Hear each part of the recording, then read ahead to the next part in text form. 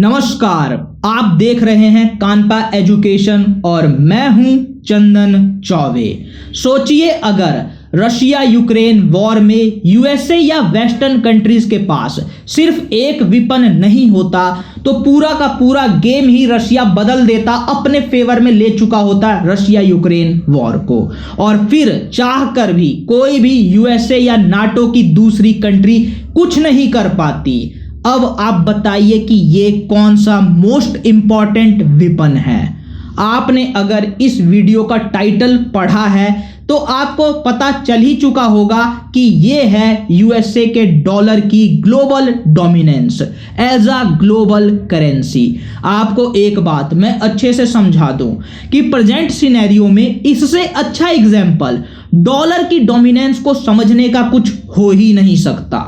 अब इसी डोमिनेंस को हर कोई चैलेंज करना चाहता है, भले वो इंडिया हो, चाइना हो या रशिया, लेकिन कर कोई भी नहीं पा रहा।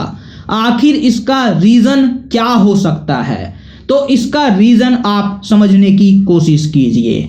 नाउ नंबर 1 रीजन है यूएसए खुद एक बहुत बड़ी इकोनॉमी है। इसकी इकोनॉमी लगभग 24 ट्रिलियन डॉलर की है। इसके बाद बाकी जो ये वेस्टर्न कंट्रीज है यूरोप की, वो भी यूएसए के डॉलर को भर भर कर सपोर्ट करती है, और खुद ये वेस्टर्न कंट्रीज की भी इकोनॉमी काफी बड़ी है। यानी डॉलर के पीछे एक बहुत बड़ा सपोर्ट है, इसी कारण डॉलर का वेट लगातार बढ़ता गया है।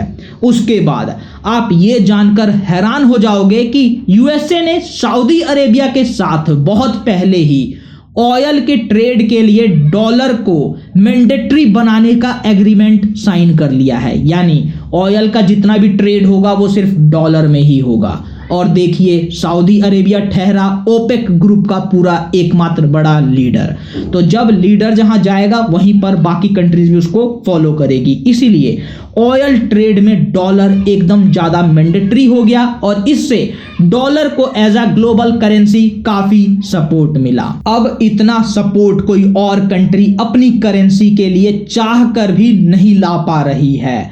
फॉर एग्जाम्पल, रशिया के पास काफी ज्यादा ऑयल है, बट रशिया की इकोनॉमी यूएसए जितनी बड़ी नहीं, सिर्फ 1 ट्रिलियन डॉलर की इकोनॉमी है। और 1 ट्रिलियन डॉलर की इकोनॉमी क्या ही कर पाएगी, क्योंकि ये तो खुद काफी सारी जो कंट्रीज हैं उनसे भी पीछे हो जाती है। जापान से भी ये छोटी इकोनॉमी है रशिया की। अब देखिए चाइना के पास बहुत बड़ी इकोनॉमी है। चाइना एक बहुत बड़ा मेजर एक्सपोर्टर भी है, लेकिन अपने एक्सपोर्ट के लिए वो मोस्टली डिपेंडेंट है यूएसए पर। तो यहाँ पर यूएसए पर डिपेंडेंट होने के कारण उसको डॉलर में ही ट्रेड करना पड़ेगा, और ऑयल तो चाइना के पास है नहीं, ऑयल के लिए फिर से उसे डॉलर चाहिए।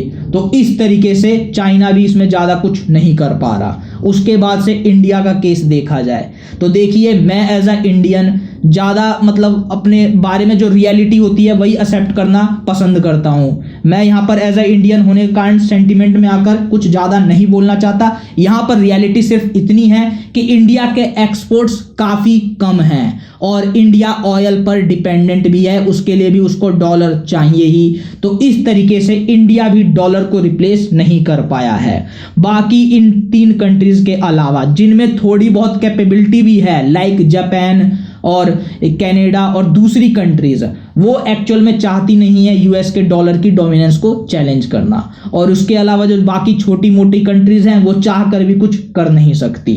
तो अब यहाँ पर मेरा मानना ये है कि जब इतनी बेसिक बात मुझे पता है तो इन कंट्रीज के लीडर्स को भी ये बात अच्छे से पता ही होगी। इसीलिए अब ब्रिक्स के तौर पर 5 कंट्रीज जो अकेले अकेले इंपैक्ट नहीं डाल सकती थी, वो अब साथ आ चुकी हैं और कॉमन करेंसी की बात कर रही हैं कि कॉमन करेंसी हम लॉन्च करेंगे। लेकिन इसमें भी 2 प्रॉब्लम है, और उन 2 प्रॉब्लम का अगर सॉल्यूशन नहीं ढूंढ पाएंगे तो ये भी काम नहीं बनने वाला। उसको मैं बताऊंगा आपको बाद में। मैंने ये बात अब तक किसी को बताई नहीं थी, बट आज मैं आपको बताने जा रहा हूं कि जो ये छोटी मोटी कंट्रीज हैं उनका एक्सप्लॉयटेशन कैसे होता है डॉलर के कारण। इसमें वो कंट्रीज भी पिसती हैं जिनको यूएसए से दूर दूर तक ट्रेड नहीं करना होता, कुछ लेना देना नहीं है उनका, लेकिन फिर भी उनकी भी पिसाई होगी इसमें, क्यों? क्योंकि भाई बेचारे ऑयल तो सारी कंट्रीज को चाहिए, और जिसको भी ऑयल चाहिए उसके पास होना चाहिए डॉलर।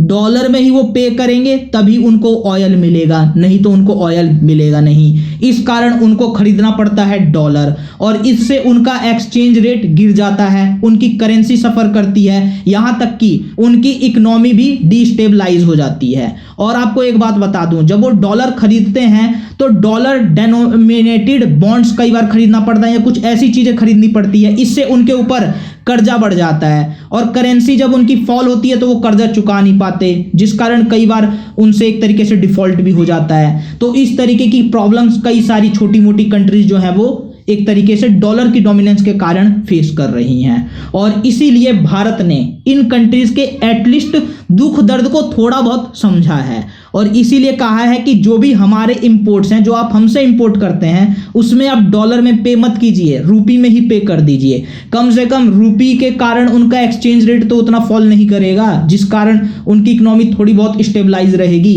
तो इंडिया ने ये पॉजिटिव रोल प्ले करना चाहा है इन कंट्रीज के लिए। इसके बाद से इजिप्ट के पास भी डॉलर नहीं थे चावल खरीदने के लिए, एक बेसिक आइटम जैसी चीज को खरीदने के लिए। तो यहां पर भी इंडिया ने उनके साथ जोर जबरदस्ती नहीं की कि आप हमें डॉलर में ही पे कीजिए। उन्होंने कहा आप हमसे इंडियन रुपी खरीद लीजिए और उसमें आप पेमेंट कर दीजिए। तो इससे थोड़ा इजिप्ट का भी भला हो गया। बट यहां पर ये देखिए मेन बात क्या है, इंडिया जो है अकेला वर्सेस ABCD कंट्रीज के साथ तो रुपी में ट्रेड कर सकता है, लेकिन ये कंट्रीज जो ABCD हैं वो आपस में इंडियन रुपी में क्यों ट्रेड करे, इसके लिए क्या करना होगा इंडिया को? तो इसका आंसर काफी सिंपल है। इसका आंसर है कि आपको अपने एक्सपोर्ट्स बढ़ाने होंगे। जो आत्मनिर्भर भारत की पॉलिसी है उसको और स्ट्रांगली मजबूती से फॉलो करना पड़ेगा, इंप्लीमेंट करना पड़ेगा। जब आपके पास काफी सारे एक्सपोर्ट्स के आइटम होंगे तभी ये कंट्रीज आपस में जो है इंडियन रुपी को लेना प्रेफर करेगी, क्योंकि इंडियन रुपी से वो इंडिया से वो सारी चीजों को मंगवा पाएगी। और इस रिगार्डिंग एक बहुत इंपॉर्टेंट काम हुआ है, बहुत बड़ी वो न्यूज नहीं है या डेवलपमेंट नहीं है, बट डिफेंस के मामले में इंडिया का एक्सपोर्ट 15,000 करोड़ से ज्यादा का हो चुका है। तो ये भी एक इंपॉर्टेंट रोल प्ले करेगा इंडियन रुपी को मजबूत बनाने में। और एक बात मैं आपको बता दूं कि जो भी एक्सपोर्ट्स के आइटम्स हैं उसी से एक्चुअल में इंडिया जो है अपनी करेंसी को लॉन्च कर पाएगा ग्लोबल प्लेटफॉर्म पर, क्योंकि कोई भी कंट्री किसी भी करेंसी को अपने फॉरेक्स रिजर्व में तभी रखना चाहेगी जब उससे वो ट्रेड कर पाए। तो यहां पर इसलिए इंडिया को अपने एक्सपोर्ट्स बढ़ाने ही होंगे, इसके अलावा कोई दूसरा चांस नहीं है। अब आप कहेंगे कि चाइना के पास तो एक्सपोर्ट्स हैं, तो यहां पर चाइना क्या कर रहा है? तो देखिए चाइना इस बात को अच्छे से समझता है, इसीलिए चाइना अब काफी आगे निकल रहा है और वो सऊदी अरेबिया के साथ अपनी करेंसी में ट्रेड करना चाहता है। जब तक ऑयल है सऊदी अरेबिया के पास तब तक वो किसी भी बड़ी इकोनॉमी की करेंसी को, छोटी मोटी इकोनॉमी को नहीं, चाइना जैसी बड़ी इकोनॉमी की करेंसी को अगर इंटरनेशनल करेंसी के लिए पुश करना चाहता है तो काफी हद तक पुश कर सकता है। और यहां पर चाइना इसी कारण सऊदी अरेबिया की इंपॉर्टेंस को समझ रहा है। इसके अलावा चाइना ने एक बहुत इंटरेस्टिंग गेम प्ले किया है कि उसने अपना ग्लोबल कमोडिटी एक्सचेंज भी लॉन्च कर दिया है। इससे अपनी करेंसी को बेचना खरीदना काफ़ी आसान हो गया है और दूसरी कंट्रीज के लिए भी ये काफ़ी आसानी से हो जा रहा है।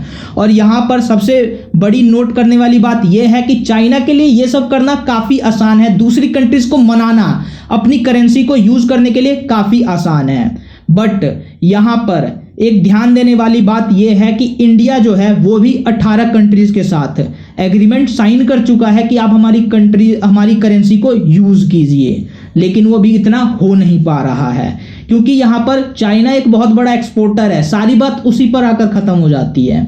और फाइनली मैं आपको ये बात बता दूं कि ब्रिक्स जो है वो अपनी करेंसी लॉन्च करना चाहती है, बट इसके पीछे जो मेन चैलेंज होगा वो होगा परसेंटेज वाइज वेटेज की।